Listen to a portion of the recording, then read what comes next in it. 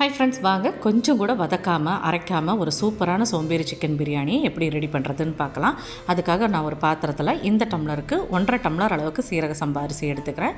அதை நல்லா 2-3 வாட்டி கழுகிட்டு ஊற வச்சுக்கலாம்.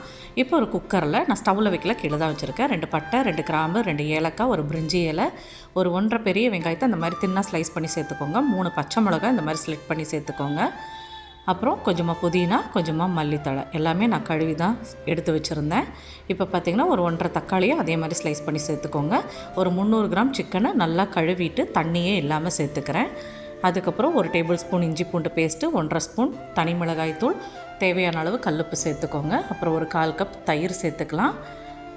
அதே 1/4 கப் அளவுக்கு ஆயிலும் சேர்த்துக்கலாம். இப்போ கொஞ்சம் கூட சங்கடப்படாமல் உங்கள் கையால் நல்லா கலந்து விட்டுருங்க. அந்த தக்காளி வெங்காயம் எல்லாம் நல்லா மசிச்சு விட்டு நல்லா மிக்ஸ் பண்ணிடுங்க. ஏன்னா நம்ம எதையும் தாளிக்க போகிறதில்ல, இந்த மேரினேஷன் தான் ரொம்ப ரொம்ப முக்கியம். அதனால் கலந்துட்டு ஒரு 1/2 மணி நேரம் சிக்கனுக்கும் அரிசிக்கும் ரெஸ்ட் கொடுத்துடலாம். நம்மளும் ரெஸ்ட் எடுத்துகிட்டு வந்துடலாம்.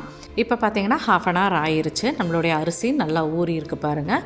அதே மாதிரி நம்மளுடைய சிக்கனும் நல்லா வெங்காயம் தக்காளி தயிரோட நல்லா மிக்ஸ் ஆகி ஊறி சாஃப்டாக இருக்குது. இந்த மாதிரி தான் இருக்கணும். இப்போ நம்ம பிரியாணி வைக்க ஸ்டார்ட் பண்ணிக்கலாம்.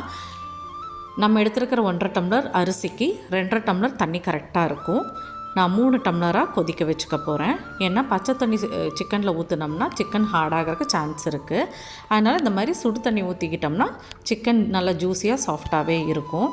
பார்த்திங்கன்னா இன்னொரு ஸ்டவ்வில் நம்ம மேரினேட் பண்ணி வச்சுருந்த சிக்கனை அப்படியே குக்கரோடு எடுத்து வச்சுக்கிறேன். அப்புறம் ஊற வச்சு வடித்து வச்சுருந்த அரிசியும் சேர்த்துக்கிட்டு நான் இப்போ 2.5 டம்ளர் தண்ணி தான் சேர்த்துக்கிறேன். தேவைப்பட்டுச்சுன்னா அதுக்கப்புறமா சேர்த்துக்கலாம். இப்போ நல்லா ஒரு வாட்டி கலந்து விட்டுட்டு மூடி போட்டு ஹை ஃப்ளேமில் வச்சுருங்க. இப்போ சைடெல்லாம் ஸ்டீம் வர்றக்க ஆரம்பிச்சிருச்சு பாருங்கள். ஓப்பன் பண்ணி பார்த்திங்கன்னா நல்லா கொதிக்கும். அண்ட் அரிசியுமே பாதி வெந்திருக்கு. இந்த டைமில் நீங்கள் உப்பு செக் பண்ணி பார்த்துக்கோங்க. எனக்கு கொஞ்சம் கம்மியாக இருந்ததால் நான் கொஞ்சம் கூடி கல் உப்பு சேர்த்துக்கிட்டேன். எப்போவுமே பிரியாணிக்கு ஒரு கல் உப்பு தூக்கலாக இருந்தால் டேஸ்ட் பர்ஃபெக்டாக இருக்கும்.